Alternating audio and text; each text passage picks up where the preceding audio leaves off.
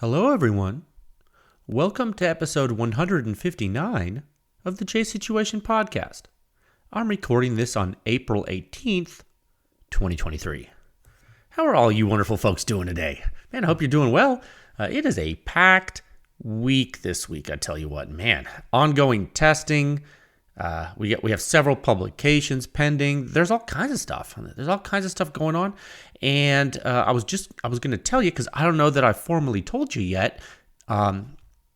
If you're in the Houston area, I have been asked to do an appearance at Top Gun Range.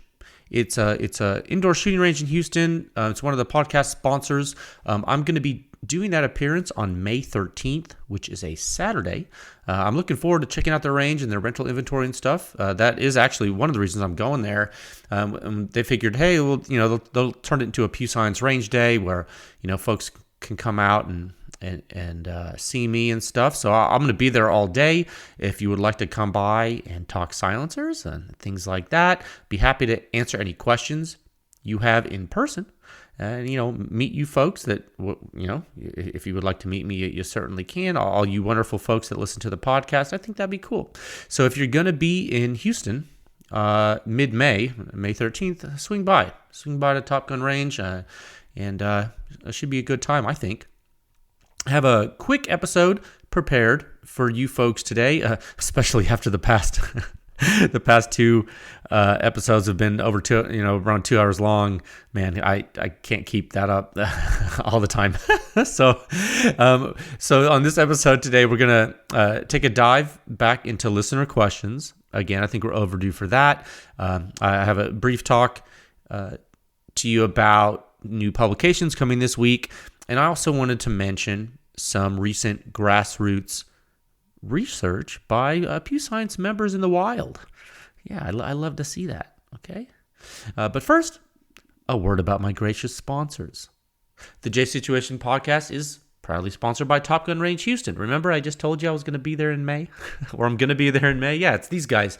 Yeah, so if you're in the Houston area, come check it out. May 13th.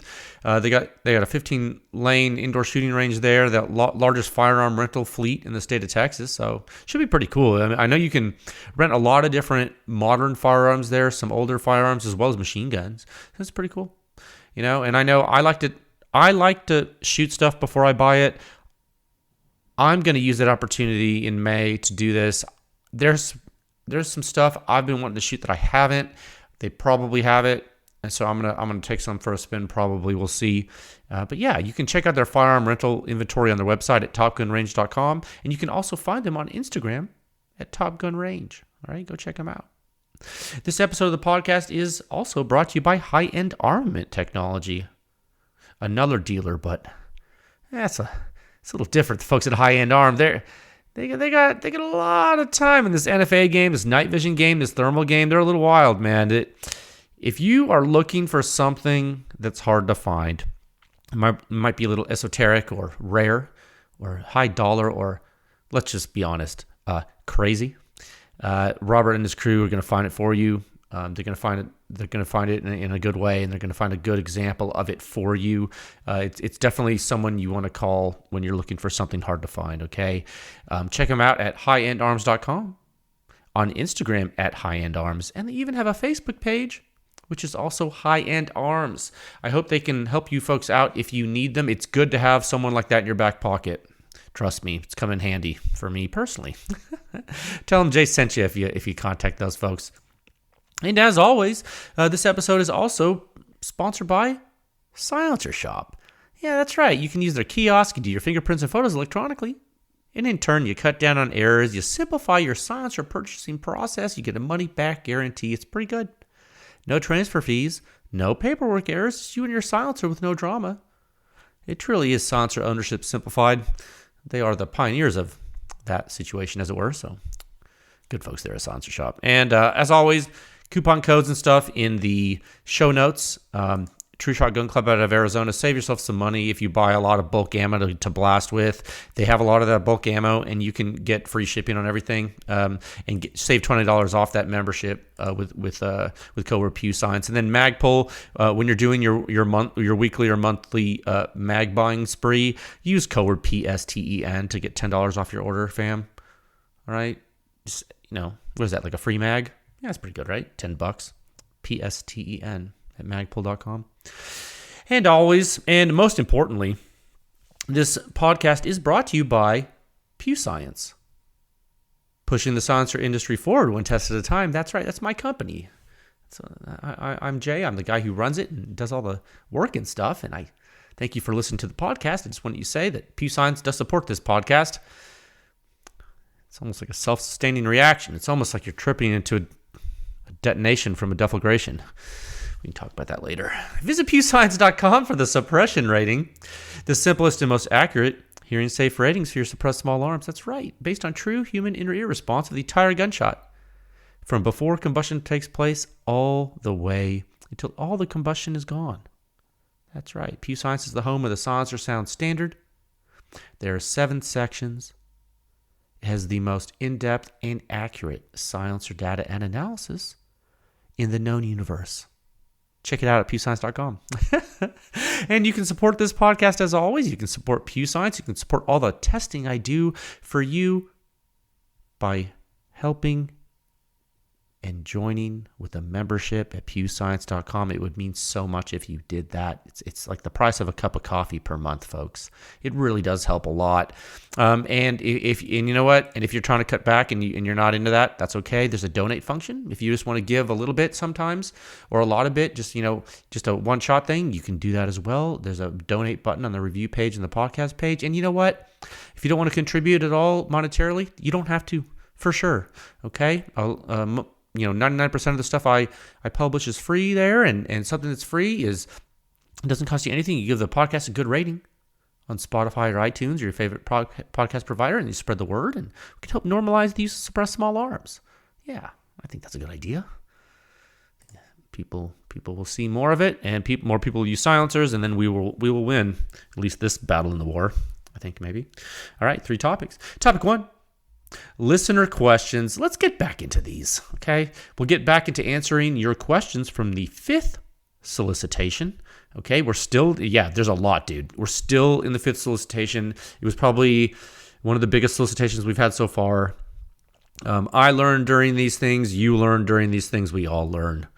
So it should be good, okay? We'll do that in topic 1. Topic 2, new sound signature review this week. This week? Yeah, quite possibly. Yeah, maybe some extra research for members too. If you're good. If you play your cards right and you eat your vegetables. No, just kidding. You can have cake. Topic 3, so much testing. Oh my gosh, so much testing. It is the nature of the effort. Shout out to some Pew Science community grassroots research going on right there in internet land, right here. Consumers testing weapon function with different silencer muzzle devices. What in tarnation? Talk about that. The effort is strong. The effort is sound. All right, let's move into topic 1 at a time of 8 minutes and 30 seconds. All right, get a drink of water here. I've been watching a lot of old South Park episodes recently. Like, just like, well, not really. I don't have time for that, but like, little clips.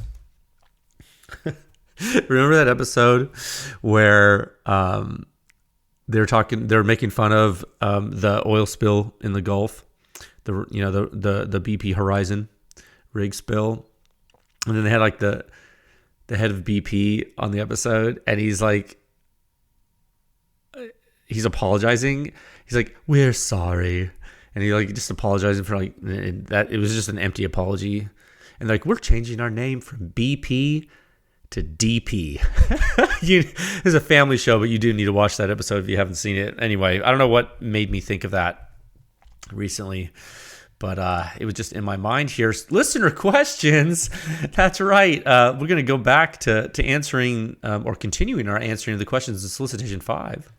Solicitation 5 of listener questions. I just so you guys know, I solicit these questions on Instagram at the J Situation, which is the Instagram account that accompanies this podcast. You can keep up with all things Pew Science by following that account and also following Pew Science LLC on Instagram.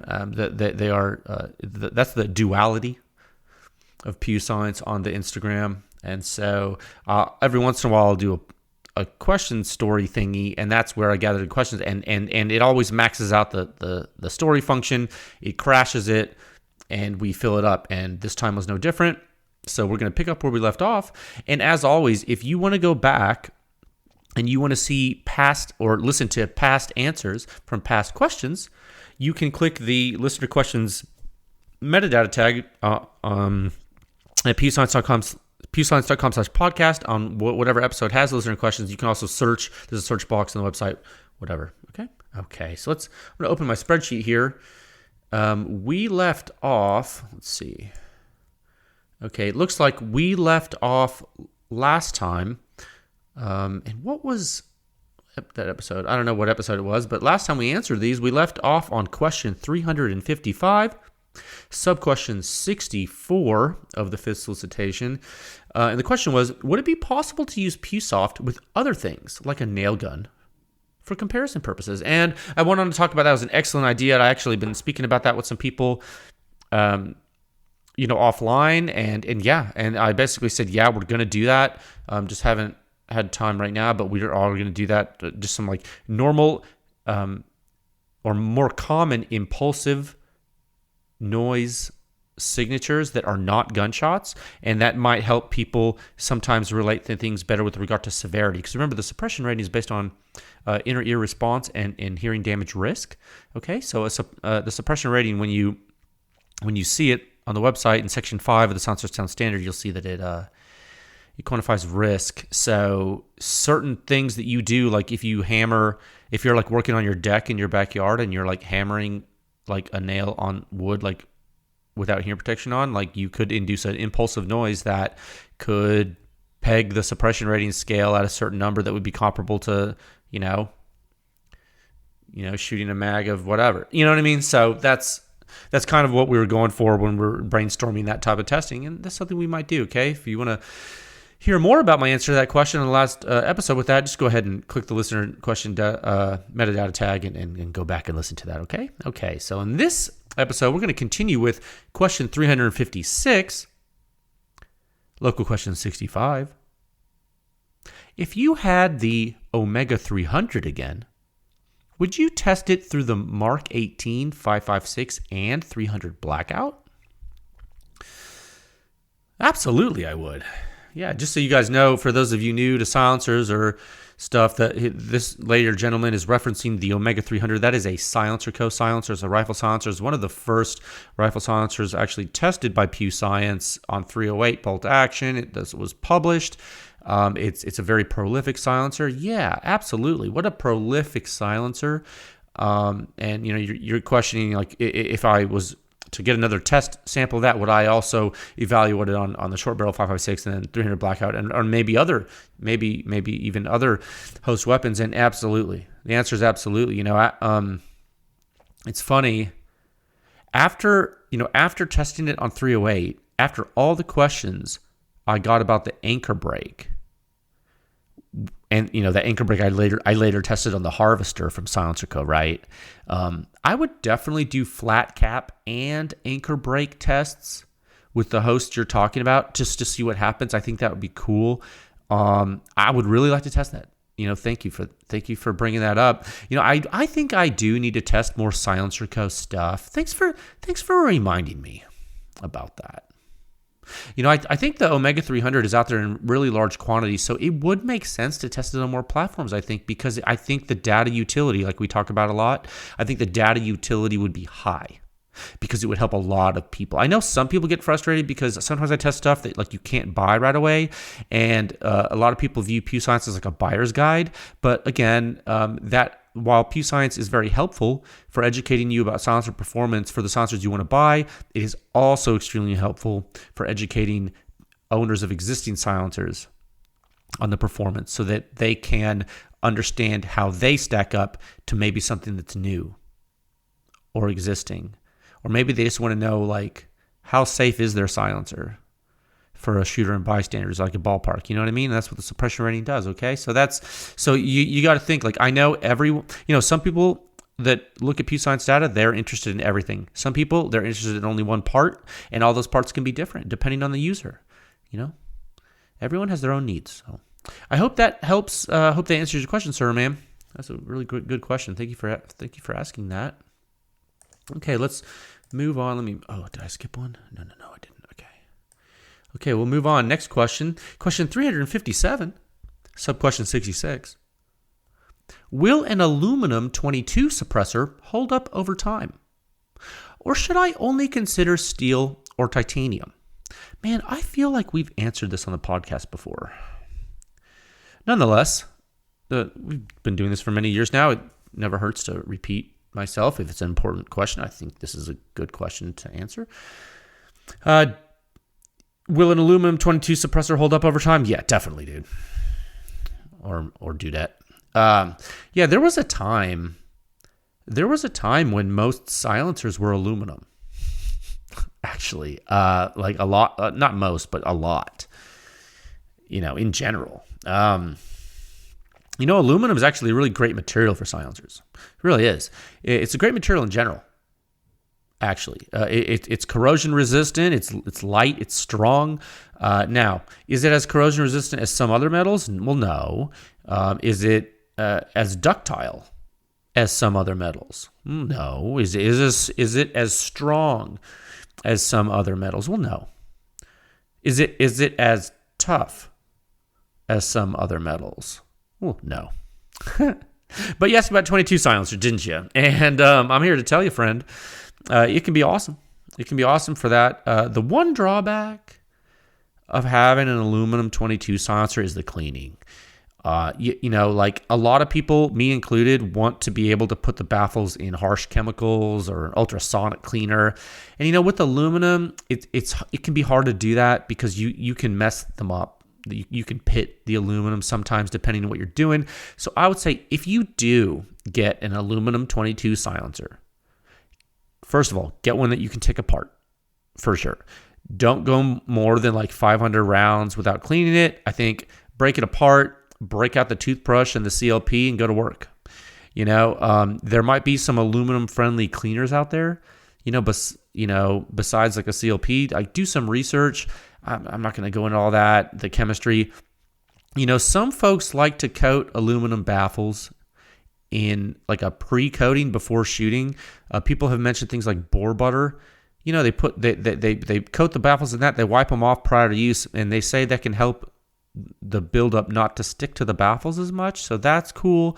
The name of the game with 22 silencers is to not let them go too long without cleaning, because the fully exposed lead in the rimfire rounds there usually vaporizes all over the components and then it condenses, right, when it cools. So you don't need to clean it every mag. You don't need to be crazy, but you don't want to go too long. Okay, so I would shoot 200 rounds for, depending on what your ammo is, depending on what your host is, depending on what your silencer is, you maybe shoot 200 rounds, take it apart to see kind of how dirty it got, see what your particular ammo and host is doing, and maybe that'll be a good gauge for you to tell you if you can go longer than 200 rounds or shorter. You know what I mean? Because you don't know, because, different ammo and different hosts and different silencers get dirty in different ways. And I know that's like a so-called "it depends" answer, but it does depend a little bit. So I would encourage you to experiment with your own things. But is that maybe you develop your own cleaning schedule that you're comfortable with the cleaning methods you're using for the particular silencer. Okay, I hope that helps. And now titanium or stainless steel can be very attractive, right? And there's a lot of choices out there, guys. There's a lot of choices. But don't, just because something's aluminum doesn't necessarily mean it's bad. Okay, I would caution you folks to focus on not only material, but the holistic design of the silencer and all other features. I'm not saying all aluminum 22 silencers are good, but I'm also not saying all aluminum 22 silencers are bad. Okay, it does depend. Okay, hope that helps. All right, let's go. Next question here. Question 358, sub-question 67. Is the 4570 project shelved? Oh, man, thanks for the reminder on that. I think I know who asked this. It is for now. That was a client request that I kind of rushed to try to accommodate. The client decided they had a change of direction. They ended up not wanting to pursue that program, that research, that R&D program at that time. Even after it had gone to the advanced stages of development. Sometimes that happens. Okay, it just depends. Like multiple industries I've had that happen in, where you're doing something and all of a sudden no, they pull the plug on it.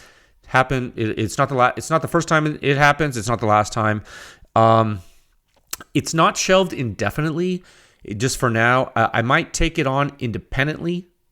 Okay, just to keep it alive. And have it happen sooner, but I'm telling you right now, there's so many other irons in the fire that are more pertinent. But I do recognize that the 4570 thing does need to happen. I think there's a decent sized group of people who need it.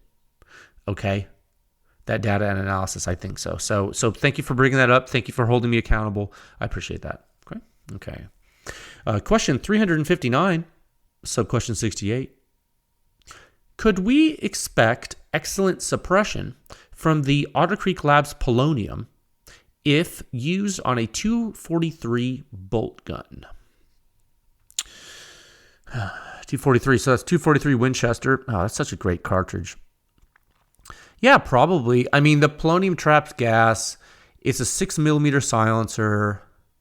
It's probably pretty good for a 243, especially a bolt gun, because you're not worried about like your flow rate much. Yeah, you put it, you run that on on a direct thread mount, or you put on some kind of Reardon device or something with that universal back end. I mean, it comes with doesn't it come with a direct thread mount? I can't remember. So yeah, I mean, I think that would be cool. I bet it sounds real good. I think it sounds. I bet. I mean, I haven't tested on 243, but I bet you it does work. I bet you it works pretty well on 243. Logic would dictate, given what we know about the silencer. Now, I haven't tested it on the longer barrels, so I don't know what the suppression rating increase of the muzzle is going to be. Because you got 243 Winchester is more power than 5.56, right? Man, 243 Winchester, such a cool cartridge. What are you doing? Like, you hunting coyotes or something? Usually, 243, you're not doing like just target shooting, because like you could do it cheaper, or like, I mean, not that 243 isn't awesome. 243, what I like about it is loading it real hot, getting really hot loads from a buddy that reloads, and like using them to shoot coyotes with like a laser beam, because there's like not a lot of drop when it goes really, really fast. And 243 is like ready to mess some stuff up, dude. If you're a killer, if you like to kill animals or other stuff, 243 Winchester is an awesome round. I don't know that it gets enough love. Maybe it's because it's not like some like NATO thing. Which, by the way, I do have quite the preference to NATO cartridges. It's just that, if you're in the hunting world, especially predator hunting, 243 Winchester, man. Dang, man. Hope that helps. Question 360. Local question 69. Nice. Semi-auto 6.5 Grendel. Hyperion K, Helios QDTI, or Hyperion. Yeah, you're asking me to pick silencers for you now? Oh, let me drink of water. Yeah.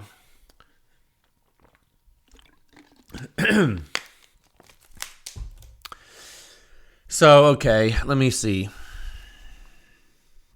So you're picking between the CGS rifle silencer family for an AR-15 chambered in 6.5 Grendel. I guess you asked this question before the SCI 6 came out, didn't you? Because then there's another complication for you if you're in the CGS stuff. Although I don't know that it can shoot 6.5. It probably could. 6.5 6.5 Grendel with, I don't know what your barrel length is. 6.5 Grendel. Yeah, it depends on what your barrel length is and what your requirements are. If you like 6.5,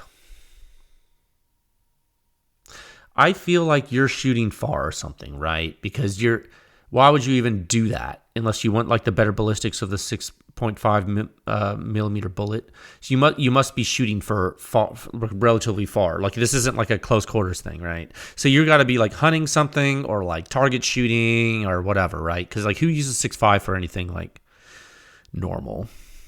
Just not blast. It's not normal. I didn't mean that. It's like it's not it's not just for blasting, right? Because it's more expensive. It's more specialty.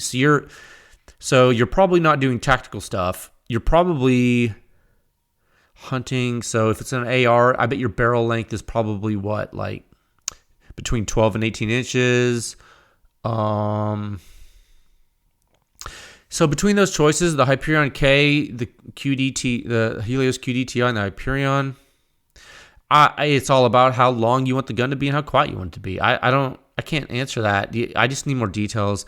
I would like out of all those, like the safest bet would probably be the Helios QDTI because it's the most versatile silencer out of those three. If you're sitting on a bench and you're trying to shoot far and not like walk around super and don't care that your gun's longer, well, full-size Hyperion is going to like school so many things on that gun. So pick that. I don't know. You know what I mean? It all depends, dude. I don't know.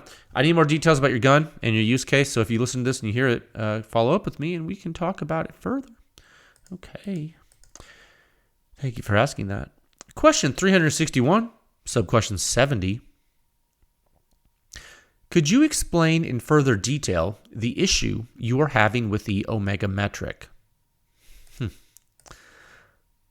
You know, I know this question was asked a long time ago in the solicitation, but it's kind of wild that we keep running into these things where the questions become topical to the current time, which is so wild that it happens. And I promise I'm not planning this. I am literally answering these in the order received. That's so crazy. Because this is good timing with last week's podcast, right? Last week's podcast episode. We just talked about the Omega metric and its limitations, didn't we? So I don't remember what I said to prompt you to ask this, whenever I solicited this stuff earlier this year or whenever it was. I don't remember why you would ask this, but there is not a problem with it so much as there's a limitation to it. And understanding that limitation is a very good thing.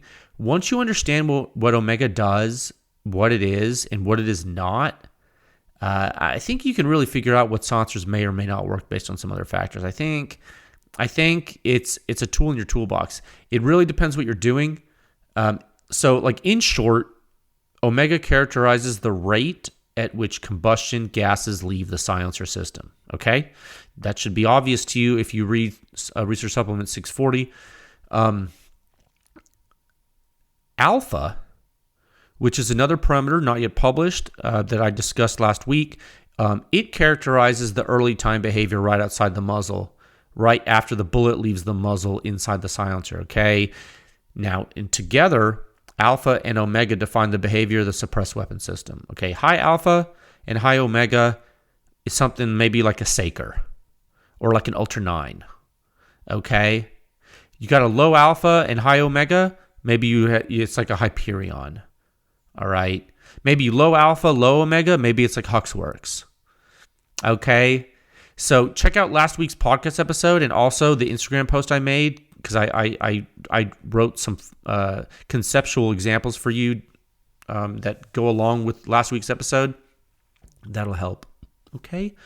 I know that's a very complex question and topic, but I hope you can use last week's episode to understand it. Okay, thank you.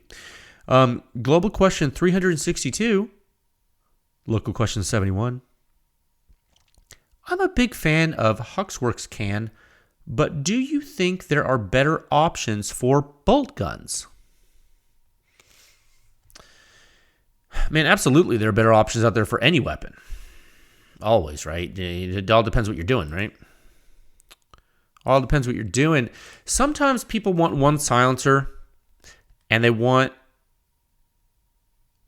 to install a mount on the AR and the bolt gun, and they want to swap the silencer from AR to bolt gun because they only shoot one of those guns at once, and it's more cost effective for them. And there's nothing wrong with that, dude. There's absolutely nothing wrong with doing that. Trust me. Very common, very smart sometimes, very smart. Now, a Huxworks silencer can definitely do that for you. Depending on which Huxworks silencer it is, it might be louder on a bolt gun than you like, when compared to a more traditional silencer design, maybe, that has like a lower flow rate and, better pure sound suppression performance. But it depends. And I will, and I can't, believe me, I would tell you more. Look, all I'm going to say is stay tuned. Okay, friends, you listen to me when I say this. Stay tuned. Stay tuned. That's all I'm going to say about that, okay? That's literally all I can say is stay tuned. Question 363, local question 72. Where do we find your podcast at? All right, sir. I hope you found the podcast by now. I'm going to say you ending your sentence with a preposition is not necessarily an issue, but I'm going to give you a hard time about it because you could have just gone on my website and saw the links everywhere.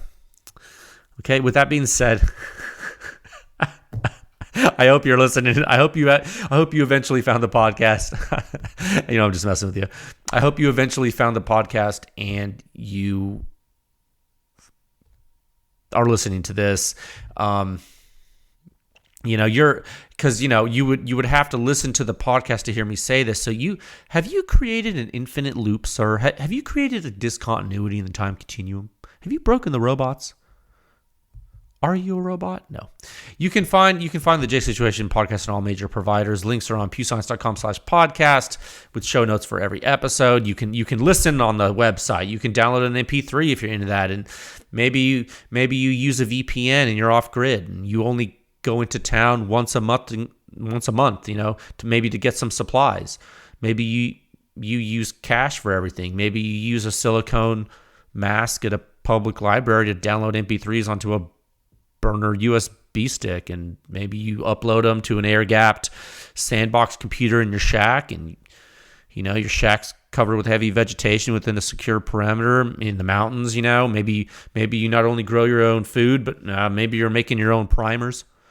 For reloading, because you're a lunatic or something. I don't know. I try to accommodate you. I try to accommodate people like you, make that accessible to everyone, so, Godspeed, Hope that gives you options. Question 364, sub-question 73. Any thoughts on the AWC Thor PSR 338 can? Be cool to see some Magnum cans reviewed. Man, I don't know the last time I looked at an AWC. Let's Google it. How about that? Let's do that right now, live on the podcast. Why not, right? I'll tell you my thoughts. A lot of history with AWC. That's a really old company. All right, computer, relax. All right, AWC. We'll just Google it right now. Because I'm going to have to Google it to answer it because I don't even know. I just Googled AWC Thor PSR. Okay, it's the first result. Their SEO is working. Click. Oh, man. They're in Phoenix now. They were in Friendswood, Texas, but like a long time ago, right? Let me go to About History.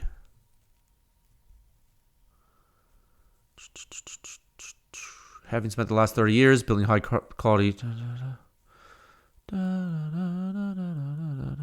Remember the Jupiter Eye, like back in the day? Man, I thought they were in Friendswood or Houston, near Friendswood. Anyway, whatever. They're in Phoenix now. So AWC Thor PSR. What was your question exactly? Any thoughts on it? Okay, well let's look at it and I'll give you my thoughts. Okay, designed for elite military units, the Thor PSR over the muzzle brake suppress. Oh man, you guys misspelled suppressor on your website. Come on, guys. Was engineered by AWC in partnership with Surgeon Rifles. Oh, cool. Well, Surgeon makes awesome rifles. The Thor PSR suppressor mounts over our muzzle brake for a faster attachment method that maintains the accuracy and repeatability of AWC thread-on suppressors. Manufactured from titanium, the suppressor is one of the lightest suppressors on the market. It looks like it is 1 pound, 2 ounces. So 18 ounces. It is 8 and 1/8 inch long, 1.64 diameter. Average decibel reduction percent, 30 to 40%. Dude, I would hope it reduce your amplitude way more than 40%, dude. What are they basing that on, decibels or pascals? That's a logarithmic scale. That's a bad way to say that. Okay, let me see this. I don't know. They don't have any. Oh, download spec sheet. All right, hold up, dude. I just got it. Oh, it says the same thing. Okay, but they have a picture of the muzzle device. Meow. Let me zoom in on this. Okay, it looks like a 2-port brake. They offer it. They certainly offer the mounts in all kinds of thread pitches. Looks like a lot of 3/4 inch because they're probably put on Magnum stuff. And that was another one of your questions, sir, ma'am. You were asking, probably sir, you're asking about Magnum testing. Yeah, I've done some, just haven't published it. I don't know.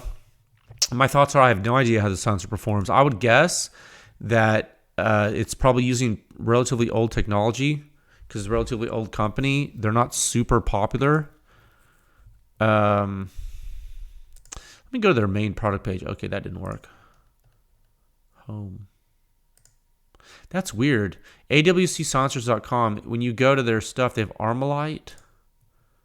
Oh, that is so weird. It like goes to other. Are they all under the same parent company now or something?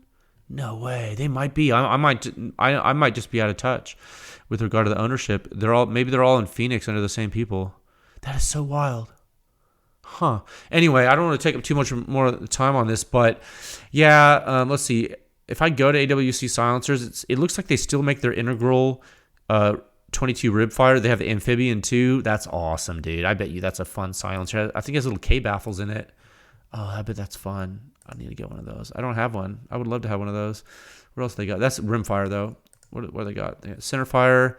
Looks like they have a bunch of Thor versions. I don't know. Let's see what else they got. It looks like they don't sell their pistol silencers anymore. I know they used to. Oh, here's in stock ones. Yeah, Triad 2. Take apart suppress. It's aluminum. It's a pistol silencer. Okay. Titan 4 and Titan 4A. It's a 22 silencer. Oh, interesting. I don't know. I haven't shot an AWC silencer in years, decades. So, sorry, I don't have any more information for you. I think we'll probably release some Magnum testing. We have a Magnum test house here at Pew Science. We got 338 Lapua Magnum. We got 338 Norma Magnum. We got 300 Norma Magnum. Seiko TRG, baby. So we can test them. We have tested them. I've done Magnum test programs for military contract clients. I've tested MRAD before. Integrally suppressed MRAD. Super loud. Okay, next question. Thanks for asking that. Sorry, I don't know more about the Thor. Question 365, local question 74. Do you like the zippers on your First Light clothes? Mine feel cheap and snag easily. Otherwise, I love them. That was a question out of left field, but it's a good one. You know, man, if I had a gripe about First Light, I think it would be the zippers, dude, on some of the stuff. Yeah, you know, the durability of some of the stuff bugs me. But hey, my stuff's pretty old. I do need to buy some more of it probably. Just haven't. I tend to wear clothes for a very long time. I don't really buy a lot of stuff for myself. I just use things forever. I did rip my merino wool pullover on some trees last season, so that sucked. Because what I like to do with the First Light stuff is I layer. So I'll wear like a really light merino long sleeve and then a little like a medium merino layer hoodie over that. And if it gets cold, I'll put my jacket over that. That way I have 3 layers. I like to be able to take off stuff as I need to. And I like merino because when it gets wet, if I sweat or something, it won't make me cold. Like cotton would do. Wool. It's a hard sentence to say. Wool will insulate you when wet. It's very important. Yeah, you learn that in the Boy Scouts. So yeah, I need to sew up that rip in my merino. Need to repair that. I know some camo brands will replace stuff like that for free, which is completely insane to me. Like, I'm like, really? Like, some people have like lifetime warranties and they'll do that. I don't know. I don't think First Light does that. It's not like a really big deal to me. It's like, you wear clothes for years and you mess them up. It's not like you expect like a brand new pair of clothes. Like, it's a wear item. It's a piece of clothing. Like, I don't know. Some people might have a different philosophy, but not a lot of issues with First Light. It is expensive. So I don't like that part, but it is not as durable as some others. And I think the fact that it's not as durable and as expensive, to me, is like sort of a thing that sucks. But boy, oh boy, is it comfortable. You know what I mean? That's what I pay for. I pay for it because it's comfortable and it looks cool. You know what I mean? My jacket is awesome. That is one of I forgot the model name. But my First Light gear, the pants, everything, dude, it is awesome. I've worn a lot of other stuff. Look, I'm not saying I won't wear other stuff like, the Sitka or like the Numa or whatever. I have a lot of people that tell me those are great, but First Light was like kind of like the first awesome camo besides like the old sporting goods camo I used to wear that I got like, once I really got into it, I was like, man, there's what's that? I started looking at the merino stuff. I was like, oh, this is high speed. This is cool, And I really loved, because where I was hunting, I was out like all day long hunting in the cold. And I was just like, man, there's nothing better than having like an awesome merino setup, so that's why I got really into. So that's why I went First Light, because they had all the cool camo patterns in the merino. You know what I mean? So anyway, thanks for the question. I hope your zippers are better, sir. I know that my zippers on my jacket can kind of get bound up if I'm not careful. But I think the quality of the clothing overall is good. I just don't think it's super durable. You know what I mean? Okay, 1 second. And particularly like hunting in South Texas, like I do, you get ripped stuff. Okay, thank you for the question. Question 366, sub-question 75. Will a large bullet, like 50 BMG, make a louder sonic crack than a small bullet, like 17 HMR? And what about a jet plane? All right, sir, ma'am, you're asking some really great questions. You're also asking, you're a little all over the place. No, just kidding. I understand the intent. Yes. The answer is yes. The 50 BMG bullet displaces more air at the shock front, and it will, in fact, be louder than, the entire signature is going to be louder than 17 HMR, but the sonic disturbance is a function of velocity, nose shape, and diameter. Okay, obviously there's some other things, but that's the primary parameters. So the sonic boom, if you want to call it like that, the sonic boom from a jet plane is going to be even louder because of all those parameters, right? Unless it's an alien spacecraft, use a gravity reactor, but it's not really going to have a sonic boom because it's using different dimension to travel. Maybe a gravity reactor or some kind of wormhole technology. It's bending space-time in order to hop a spatial realm rather than translate through the air as you and I would. You see, that's usually what aliens do.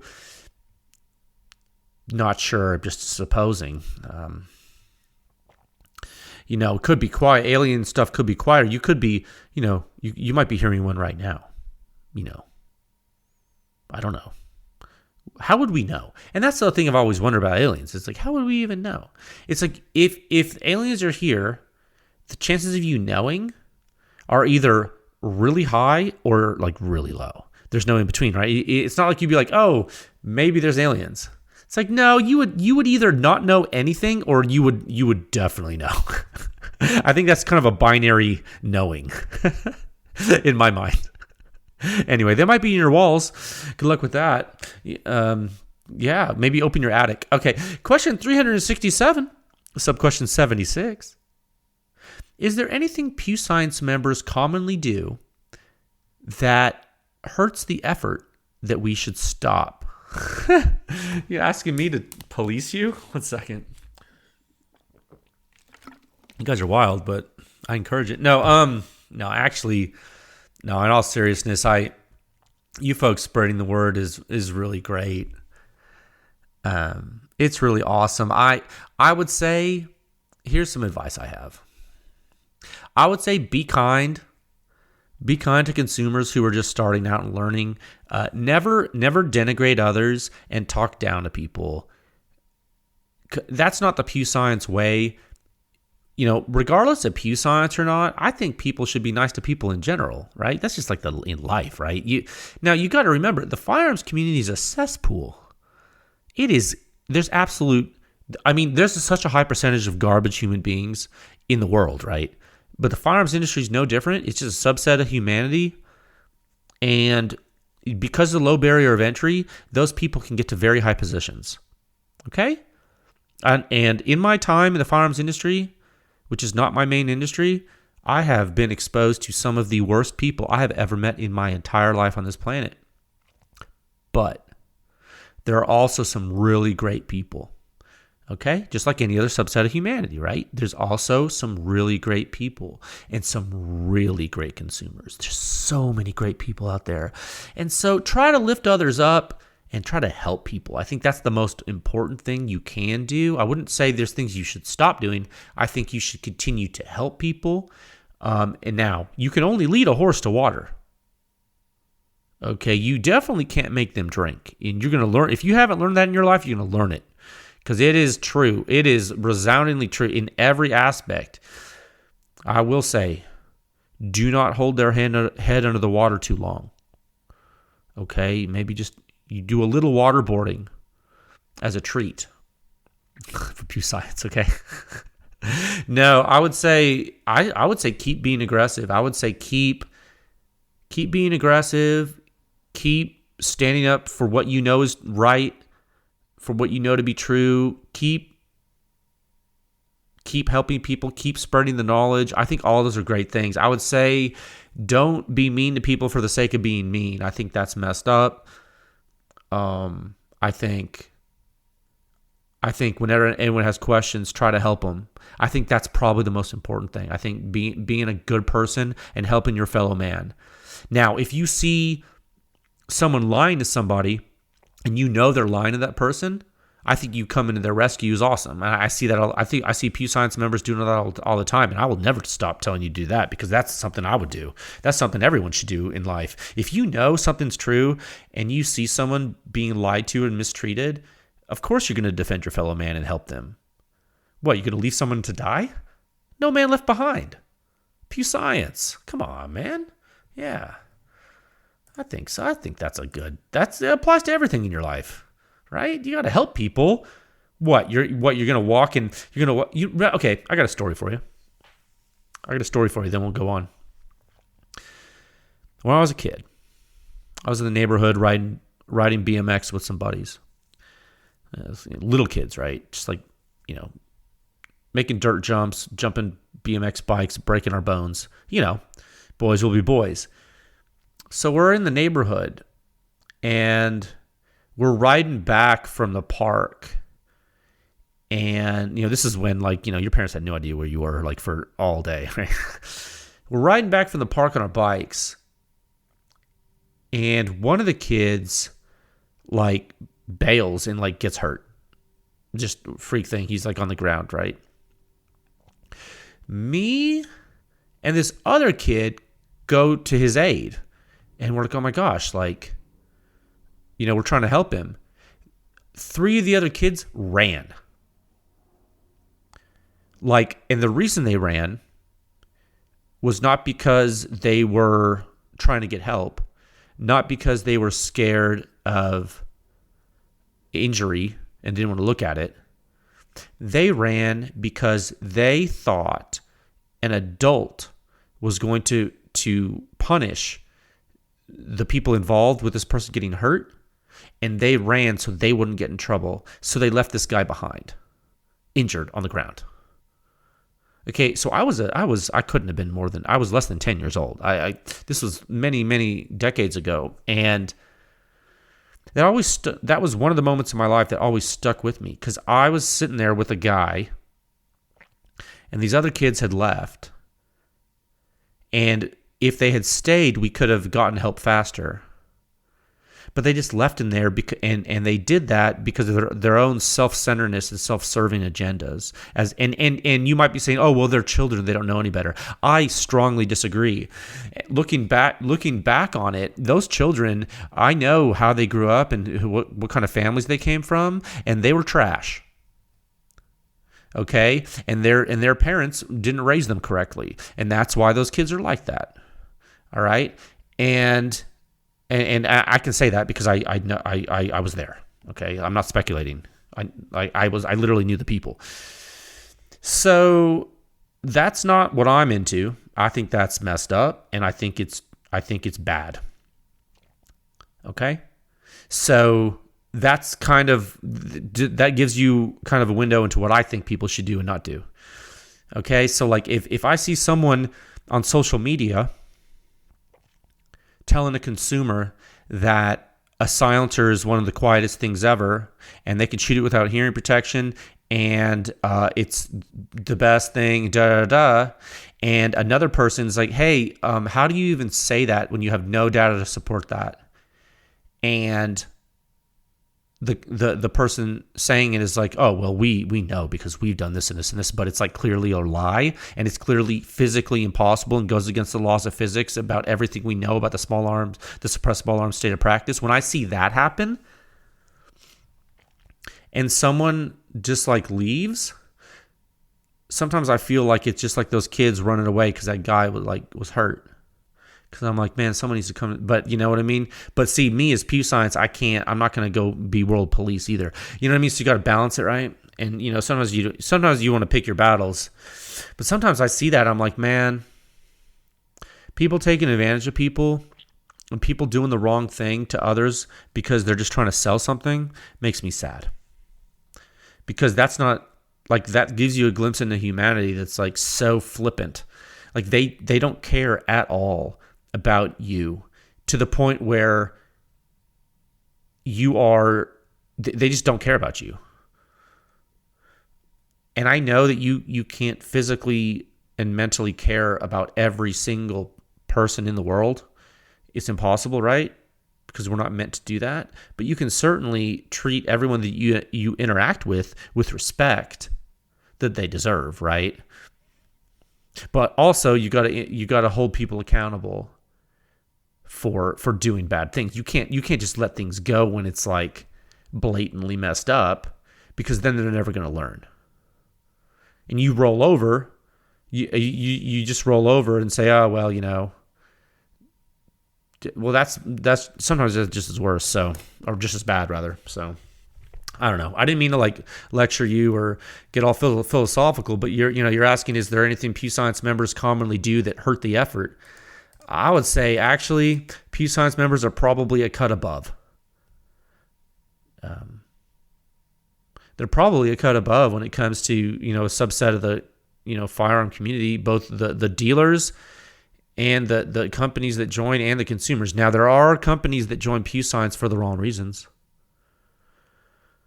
Okay, you go to pewscience.com/supporters. Some of those companies, they're supporting, but sometimes I question why, because the things they do. But I don't know.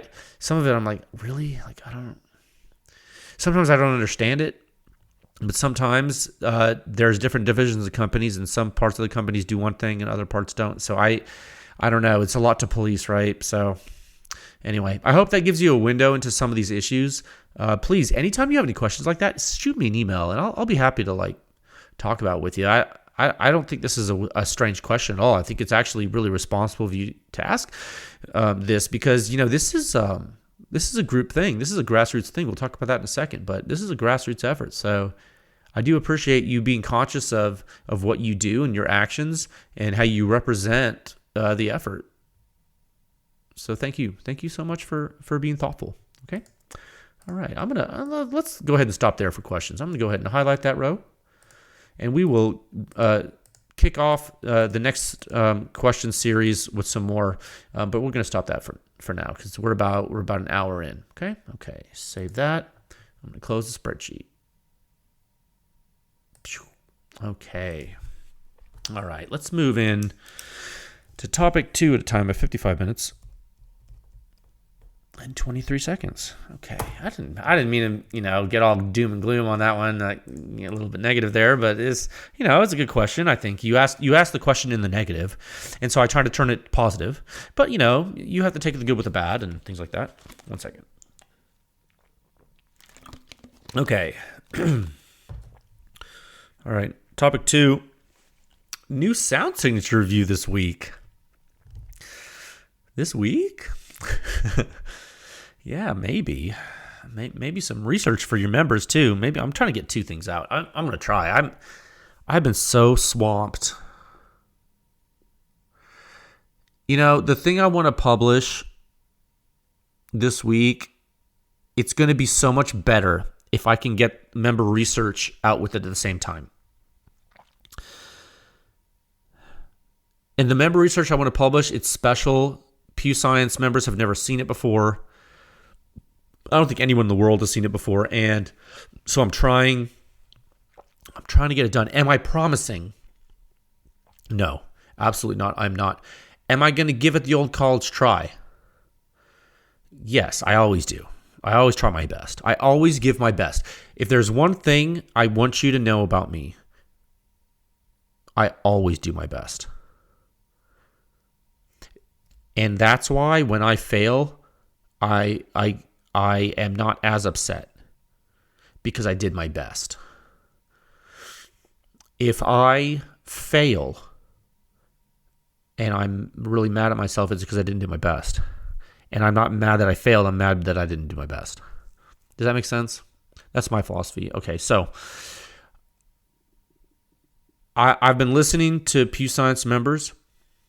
I've gotten a lot of feedback from you guys. I continuously monitor it. Your emails, your DMs, the global chatter.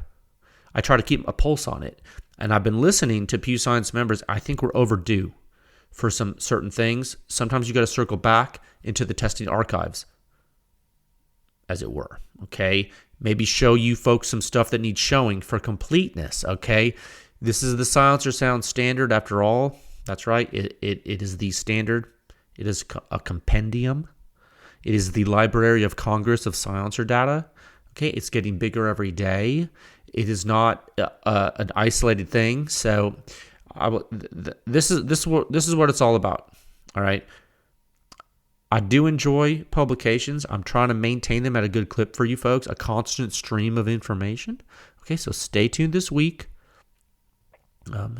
Publications are going to heat up. Is it going to get a little spicy? I don't know. I don't know if spicy is the word. I think that sometimes you have to pull off Band-Aids. Okay? I think we pulled off a Band-Aid with the SIG silencer review. I didn't think it was going to be as big a Band-Aid as it was. It was a huge one. But then again, sometimes when I think things are good, it's a Band-Aid. Like the Knights of Armament QDC, I thought that review was so cool. I thought the silencer did so well for what it is. And some people crucified me for it because they were so upset because they thought it would be quieter for some reason, even though that's physically impossible given what's inside the silencer. You see, so sometimes I don't know what's going to happen. I have a feeling I know what's going to happen this time. And I think if I also publish the member research with it, I think it's going to help too, just to give people more I don't know. I think it's going to be good. Okay, I'm planning to publish something this week. Let's see if I can get it done, because I am so not ready yet. And it's Tuesday. Today's Tuesday, right? Yeah, Tuesday night. So goodness gracious. We're gonna try. Okay, topic 3 at a time of 59 minutes and 33 seconds. All right, we're making great time. This is exactly how long I wanted this podcast to be. Okay. Yeah, 1 second. Okay, topic 3. So much testing, dude. I've been doing so much testing lately. Oh my God. It's the nature of the effort. Shout out to Pew Science community folks. All right, there's some grassroots research going on in internet land. Some consumers are testing weapon function with different silencer muzzle devices.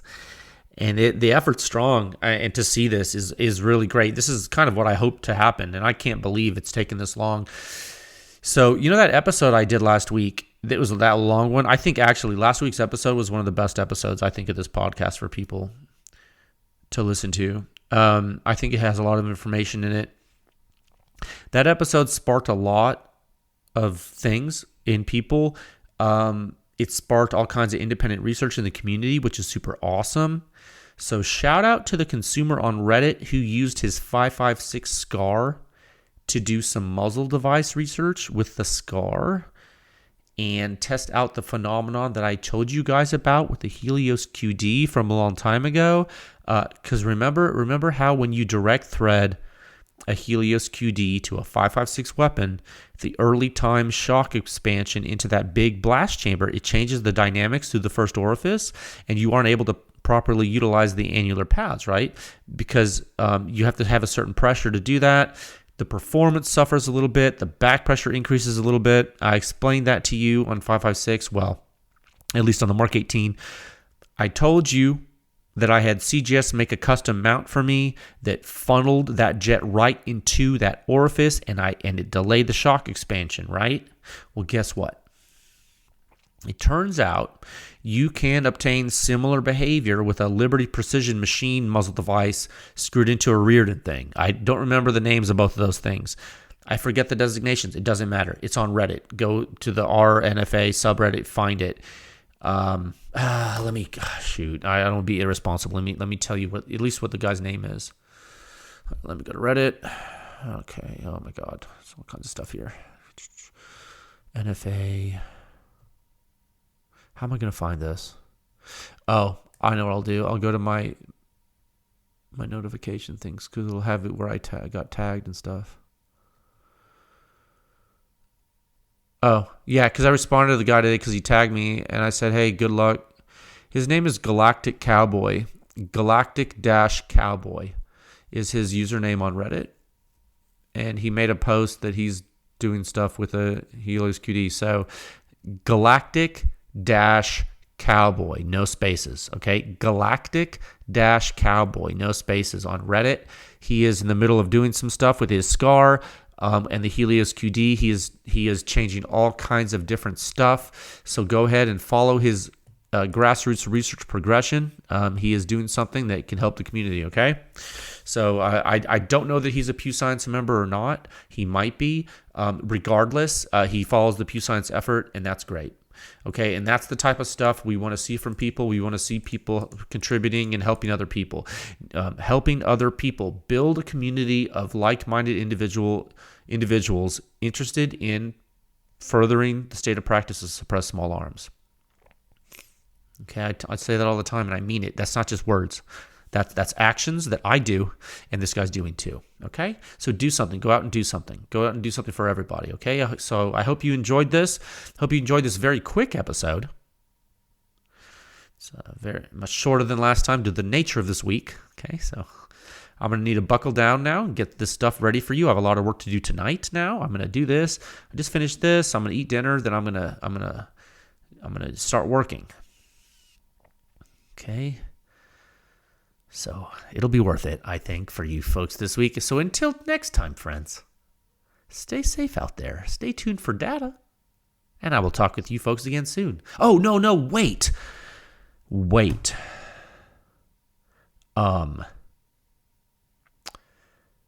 going to post a picture of an old silencer next to a rifle, with the mount for the silencer installed is a vintage silencer. That silencer is the Spec War II by SWR. And where's my text messages? Because Joe texted me when it was built. Hold on a second. Serial number range I gave him. He looked into his records. Hold on. Probably built somewhere in June of 2004. The silencer. The Form 2 was submitted. He told me when the Form 2 was submitted. It was this was before SWR was given to Henry and them. This is when Joe owned SWR. This is way before Henry had SWR and way before Silencer Co. existed. And way before Rugged existed. Okay, this is actual Spec War 2, a real one. So I'm gonna show it to you in the picture with the podcast. Okay, all right. Stay tuned for that. I'll talk with you folks again soon. Okay, bye.